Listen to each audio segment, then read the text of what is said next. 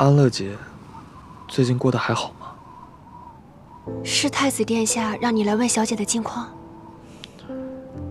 现在无人敢在殿下面前提起安乐姐，是我自己想知道。毕竟姐她对我那么好，如今发生了这么大的事，一切都天翻地覆，我很担心她。她很好，也很惦记你。那就好。只不过现在看着他们陌生疏离的样子，我很难过。发生这么多事，他们也再回不到从前了。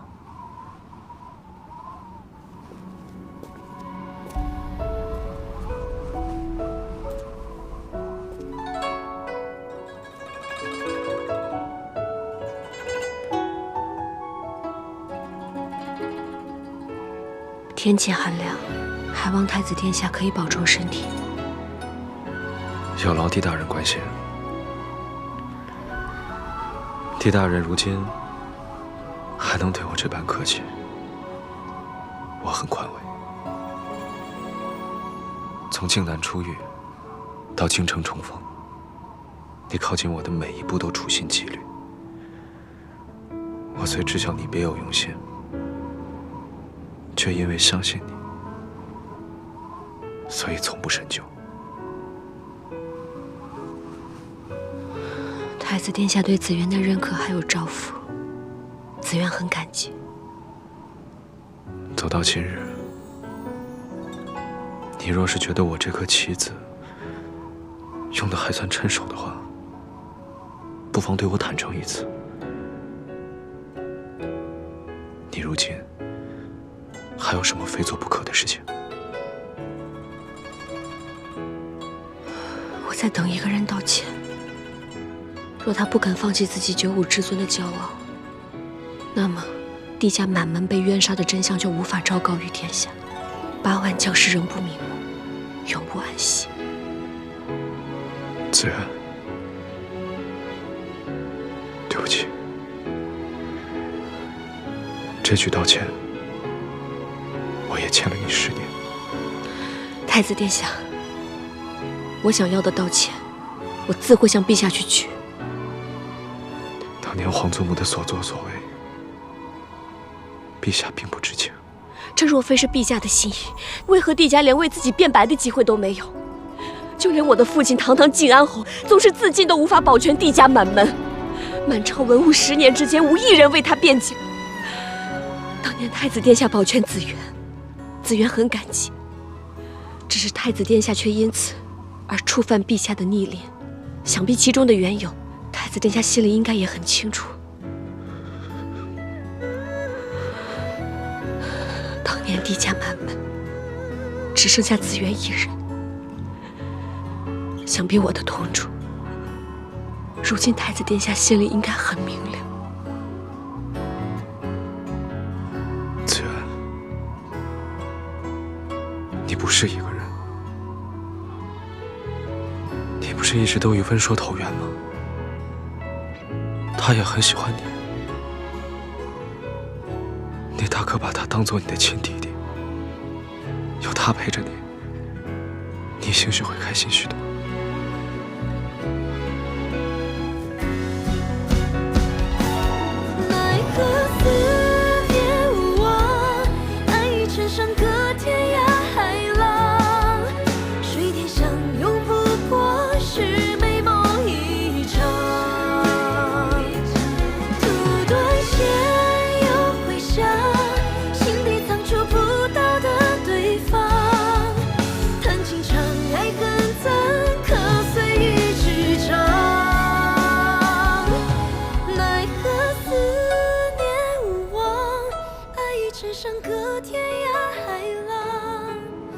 以后我可能也不能常来仁府了。殿下心情不好，我得多陪陪他。而且，他当年对我有恩，我不忍心见他难过。坊间传闻，当年不是你救的太子殿下吗？小姐，其实，小姐，小姐怎么这副神情啊？是不是太子殿下欺负你了？既然该说的咱们都说了，以后不见他便是。10年仇怨，只是寥寥数语便能讲清的。但殿下一向明白事理，小姐，等他静下心来，会慢慢理解你的无奈。我最难过的是，我们只能站在彼此的对立面，以后再也无法一起并肩前行了。安乐姐，安乐姐，好久不见，你最近还好吗？怎么连你这个傻小子都变得扭扭捏捏了？姐，你来都来了，怎么不在咱府上多坐一会儿？我最近学了做菜，可以给你露2手。那你就正好可以去我们仁府当厨子了。真的吗？我可以带上殿下一起吗？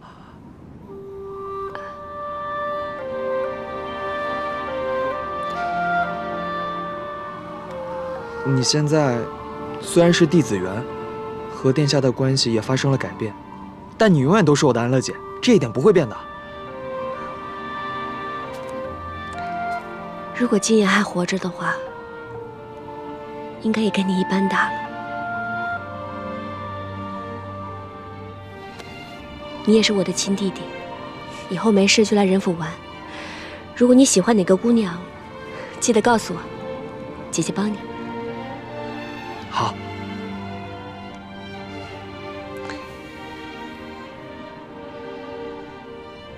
你们府上太冷了，多烧些炭火。太子殿下现在身体怕寒。明白了。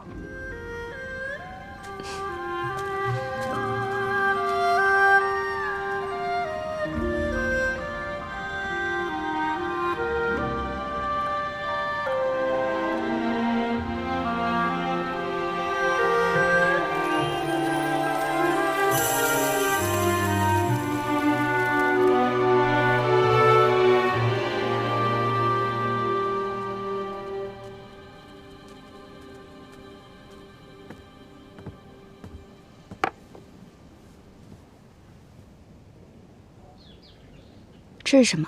这是街口铺子的折云膏，属下一直守在那儿，刚出楼就给您买来了。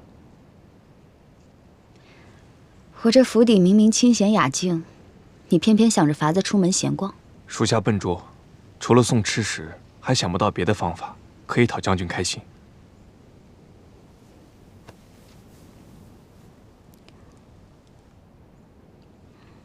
折云膏果然名不虚传。也是时候打起精神了。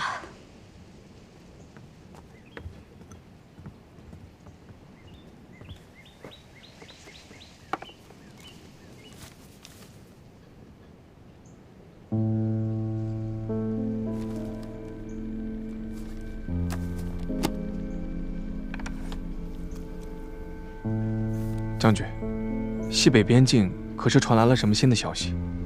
也没什么大事情。只是北秦人劫掠居民的案件在边境城池频发。确实是啊，今年的冬季格外寒冷，北秦雪灾严重，土地寸草不生，连牛和羊都饿死了。北秦人为了维系生存，只好南下掠夺了。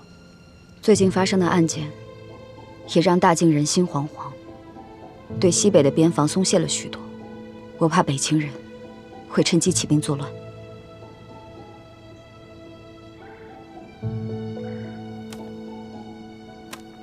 将军，这是要加固城防？不错，边陲之术，用宝封疆。目前的西北边防仍有很多缺口，难以保障青南和均县这2个军事重镇的安全。我要进屋写文书，立即发往西北。是。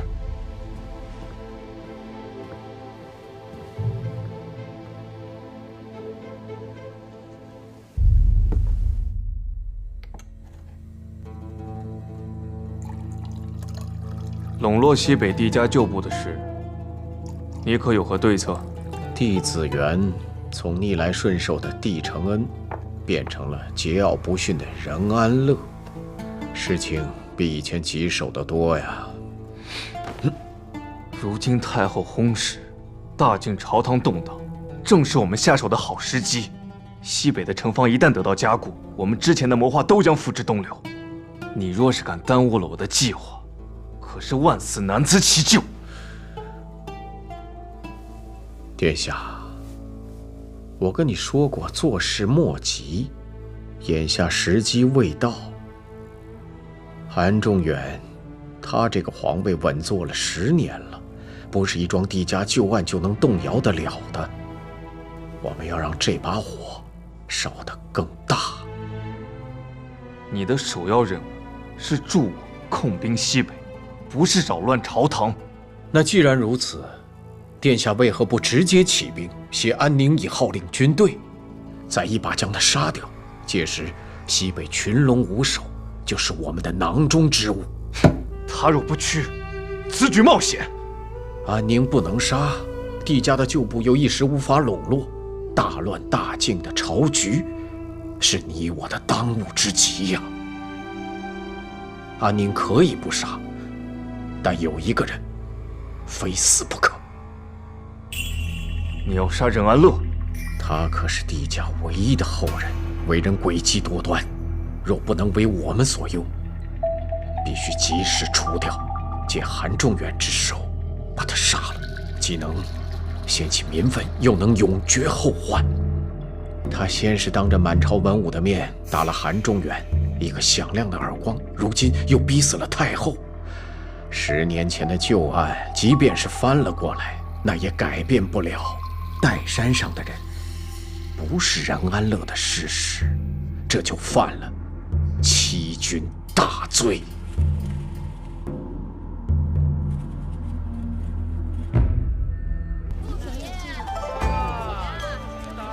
帝小姐虽生于山寨之间，但是刚正不阿，正骨犹存。至于韩家嘛，虽有太子殿下贤明在外，但是架不住皇室一团污糟啊。这位帝小姐年纪轻轻，盛名已天下皆知。要我看，她比那传闻中的帝胜天不遑多让吧。看来大晋将有第2个帝胜天，第2个传奇了。陛下向来孝顺太后，若不是太后自裁，此事还不知要如何处置。嗨，这等丧尽天良的丑事，若给不出满意的答复，如今如大人所愿，信誉不保。帝小姐尽收民心，您还有何忧心的？这些言辞激愤的书生，是何时开始在这聚集的？这些人都是生面孔，在此出现，正是太后薨逝第2日。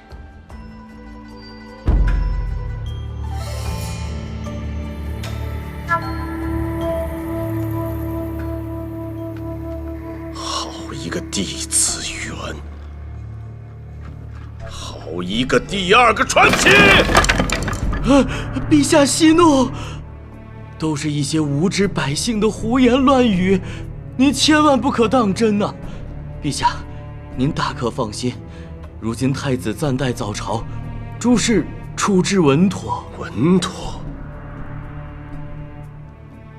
是朕失算了，是朕这10年来自以为将这皇位坐稳了。陛下，这10年来，大晋在您的治理下盛世太平，只不过是一时的风言风语，天下哪有什么能撼动您的天子之位啊？有，偏偏还真的有这么个人。这10多年来，朕处处被他裹挟着，让朕处处被动。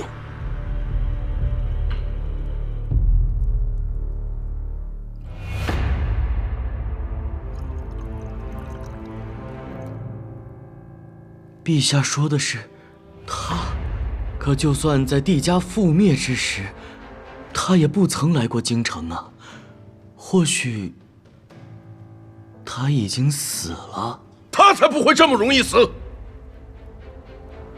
他不现身，却让他的侄孙女天天在朕的面前兴风作浪，如此飞扬跋扈。如此下去，难免他不会一语成谶。第二个地圣天。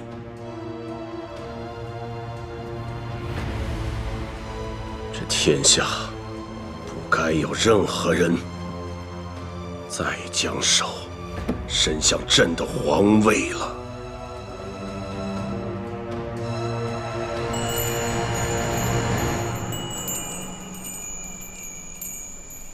大人，陛下召您前去，难道是为了帝小姐之事？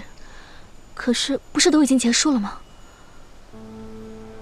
帝家可以翻案，也可以洗脱冤屈，但当众将此事揭出来，让韩仲远难堪，这是他不能容忍的。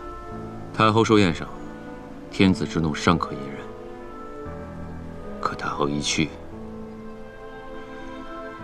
就必须得有人承受着雷霆震怒。那您这一去，哪还有活路？紫渊不能有事。如今只有我能替他扛下这一切。大人，琳琅，你不必劝我，我心意已决。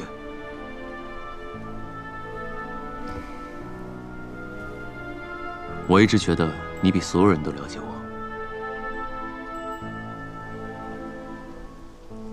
琳琅明白了。那，如若我此去不回，你知道该怎么做吧？大人走后，琳琅会让凌香楼暂时闭门谢业。若大人一去不还，琳琅会将千月阁所有的势力一并交予帝小姐。很好。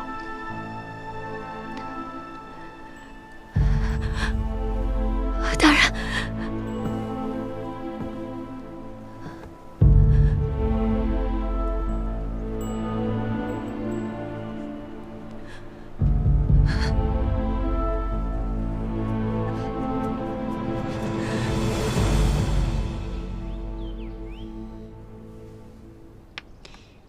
小姐，你满盘落子，杀伐毕露。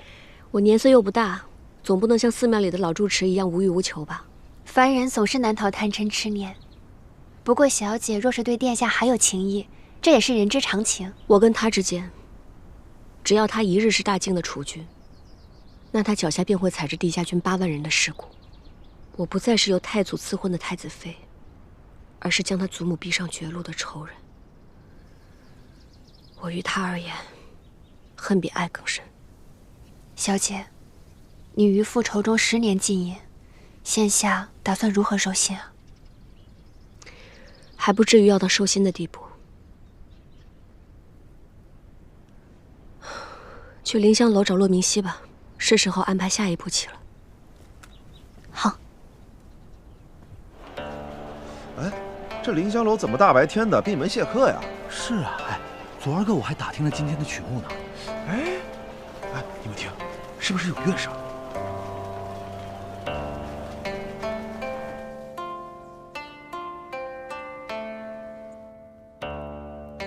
骆明熙，当年你归顺是假，为的就是方便行事，助他在今日翻案，是不是？当年到底是什么情况？你是如何将帝子元和帝承恩调包的？回禀陛下，帝家与骆家相交甚好，臣自幼与帝子元一同长大，得金安侯吩咐，要照顾好他，所以当年事发之时，臣才私自做出了调包的决定，为的是保全帝家最后一丝血脉。你对帝家还真是赤胆忠心。不过当年你只有10几岁大，说吧，还有何人是你的同谋？并无同谋。哎，快听，这曲子是……哎，这怎么好像是《清吹令》啊？这是琳琅姑娘当年名震京城的曲目啊。这曲《清吹令》，我昔日也曾听过，却不像今日这般凄楚悱恻，甚至还有一丝诀别之意。没错，太好听了。骆明熙出事了。骆明熙，你到底在隐瞒什么？臣并无隐瞒。臣愿领死罪。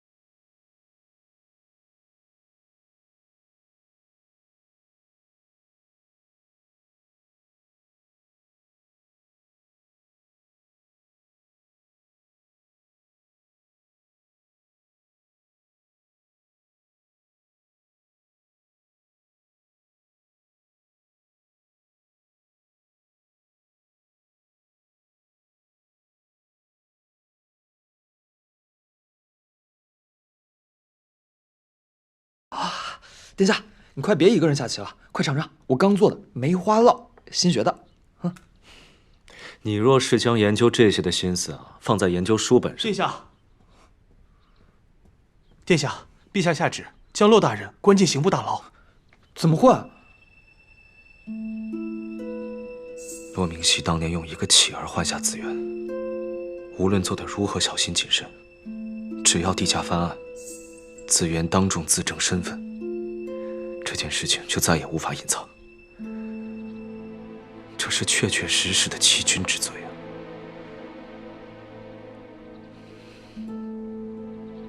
他为了保下紫渊，竟一个人扛下了所有。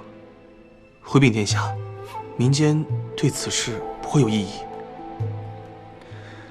这应该是有人想趁机兴风作浪，搅乱朝局。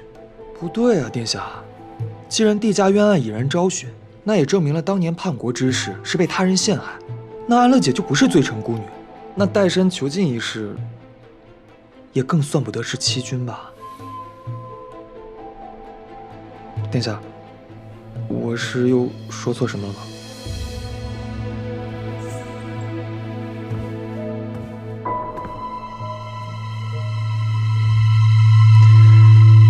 你说的对，想要救下骆明熙，就一定要在此事上做文章。既然帝家已经洗清冤屈，那他当年及现在所做之事，就只是在守护忠良。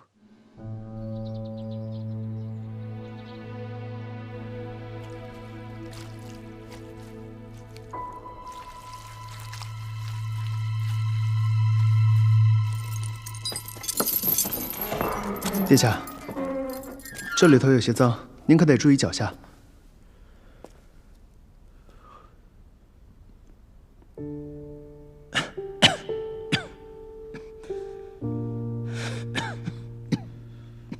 你们竟然用苦刑！是，他毕竟是欺君之罪啊。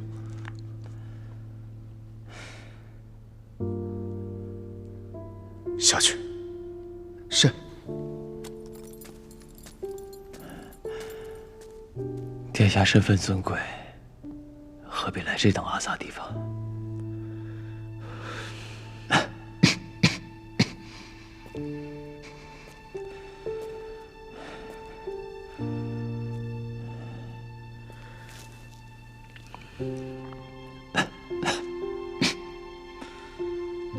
对不住。想我从小锦衣玉食，就算帝家出事之时，我也能明哲保身。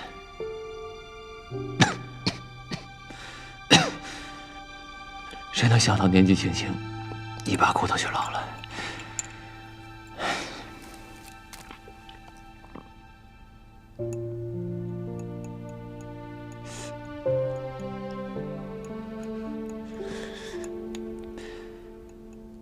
忍着点儿。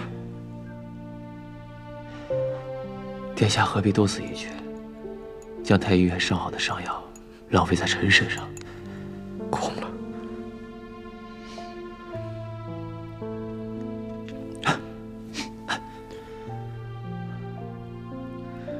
你总是比我更能护他周全。你不也一样吗？在众人面前公开他的真实身份，省去了不少麻烦。还好，你和陛下不一样，不像他一样背信弃义、出尔反尔。是我没能保护好紫渊。10年前事，10年后亦是。你现在可是一国的储君，哪能天天想着儿女情长的事儿？这若让陛下知道了，又该龙颜震怒了。骆明熙，我知道你主动入狱是为了保全紫渊，但此事已经不是帝家之事，而是晋国之事。刑部尚书因欺君之罪入狱，这里面非同小可。我明白你的意思，但如果我一定会救你出来。我这么做不仅是为了紫渊，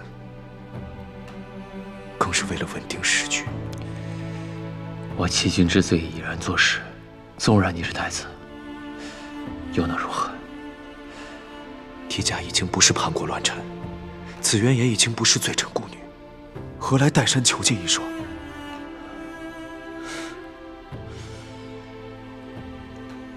太子果然是太子。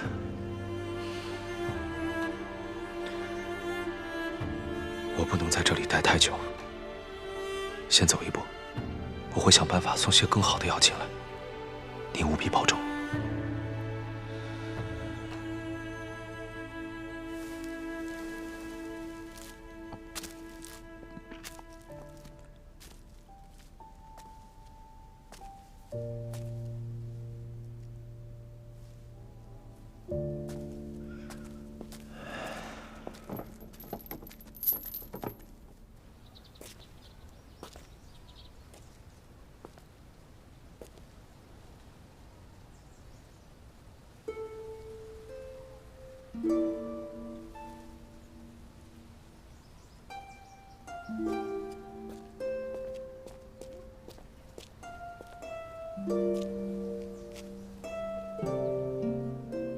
我已和里面的衙役打好招呼，你进去探视，他们不会阻拦。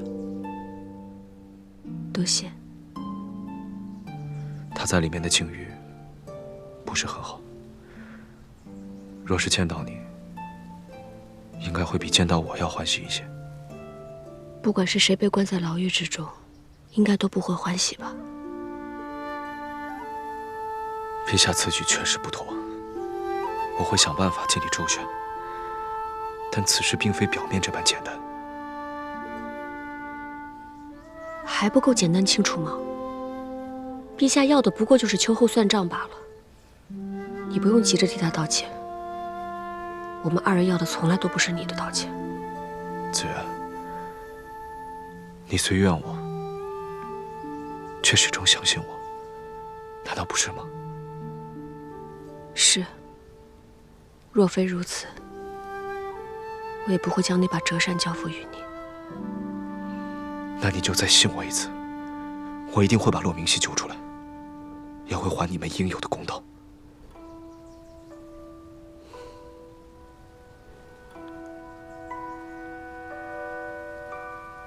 好。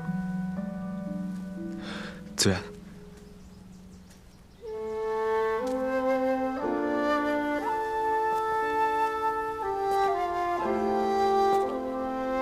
你送给我那把折扇上的诗，不提末尾之词，只提开篇情意，你到底是真心还是假意？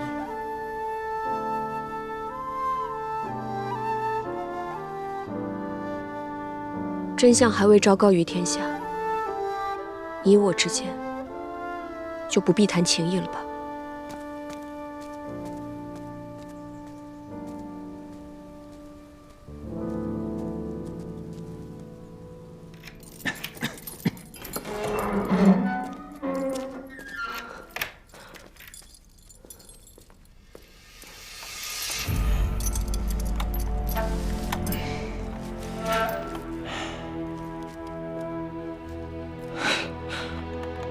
你这什么眼神啊？我没事儿。这哪叫没事儿啊？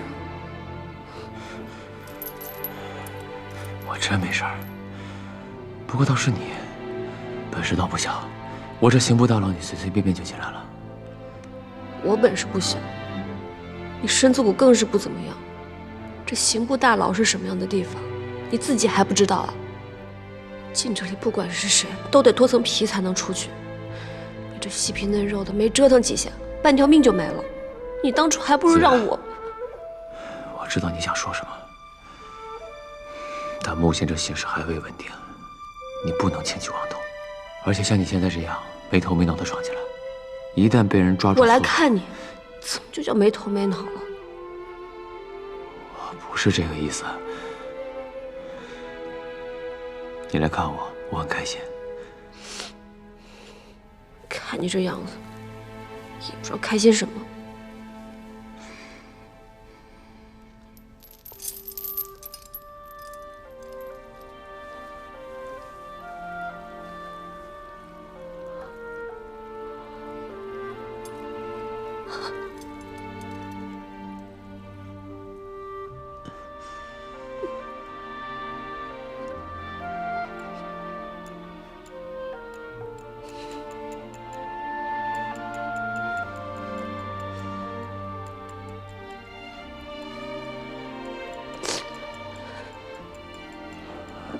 我这生来就是帝家的人，这点小伤不算什么。我做什么都无怨无悔，不用太在意我。你看这刑部，大部分刑具都是我设计的，我自然知道怎么少吃点苦。你不要不信，你看，我来之前还带了上好的上药。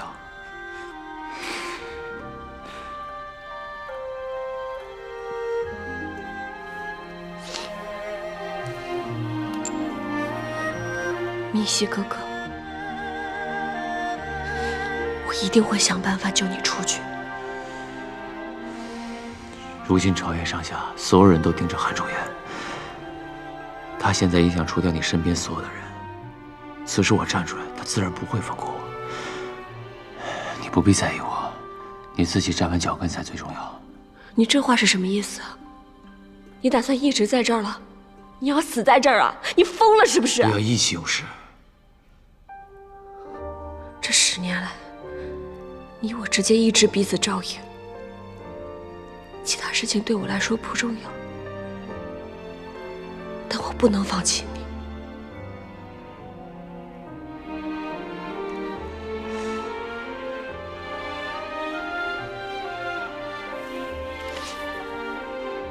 话说陛下得知10年前乃是骆明熙偷天换日保下帝子元，当朝震怒，喝令将他扒下官服送入死牢。可这么一来，却是令得恶徒窃喜，贪官庆幸。况且诸位，我有疑问：若无骆明熙一举，又何来任安乐为帝家8万冤魂翻案呢？骆明熙守护忠良，究竟何罪之有？我大靖如今立志清明，乃是不讳之朝，又岂能坐视此等不公之事再度发生？陛下想必只是一时气糊涂了。对，陛下既然能擒忠义侯翻帝家案，也必会倾听我们民间的声音。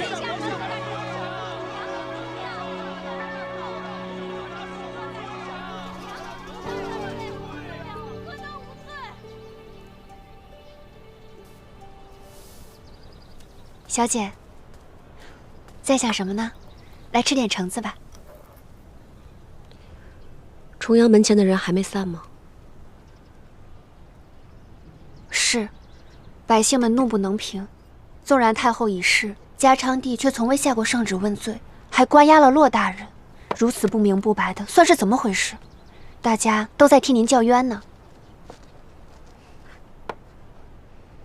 重阳门外跪着的士子越来越多，百姓们情绪高涨，这样下去恐会出乱子。我已经嘱托黄埔带人多加看顾，他仗义而有度，应该不会出什么特别大的乱子。当今圣上再不表态，可真的要众叛亲离了。他当了10几年的皇帝，哪有这么容易动摇？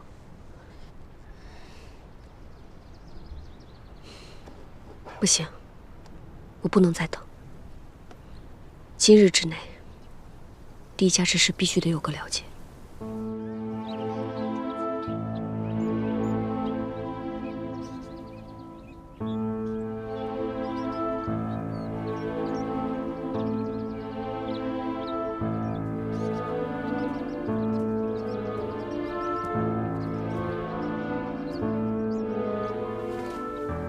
给陛下请安。你一心向着帝家，早忘了自己姓什么，还惦记着朕安还是不安吗？臣从未忘记，自己是大清太子。起来吧。修身做人，大治天下，帝皇之信不可失。臣身为大靖储君，唯有直言正论，但不孝之罪，还请陛下责罚。你是为了那骆明熙向朕求情吧？是。骆明熙被关在牢中，身受重刑，命悬一线。依臣之见，是时候放了。朕不放又如何？陛下将他押在牢中，至今并未处死，便是有意要放。况且，陛下心中自然明了，骆明熙当年所做之事，如今看来并非欺君，而是在守护忠良。他此番作为，更是替我们韩家保全了颜面，不至于太过愧对靖安侯。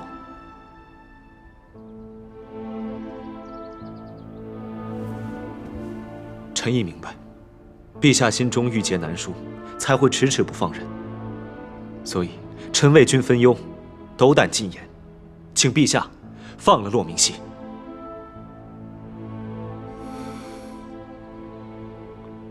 你倒是会做人。陛下，臣还有一事要奏。讲吧。重阳门外，那些为帝家请命的世子，仍在跪着。他们还想闹到何时？他们这些人听了些谣言，便觉得能臧否是非，在这里指点江山了。陛下息怒，臣恭贺陛下。朕的朝廷已经天翻地覆了，你居然还在这里恭贺朕？8万将士惨死，帝家满门忠良沉冤10年，这些确实是因为韩家的一己私欲才酿成的悲剧。这些世子既然肯请命，那便是表明他们相信大晋，亦相信陛下会以身作表，还帝家一个清白，还天下一个公道。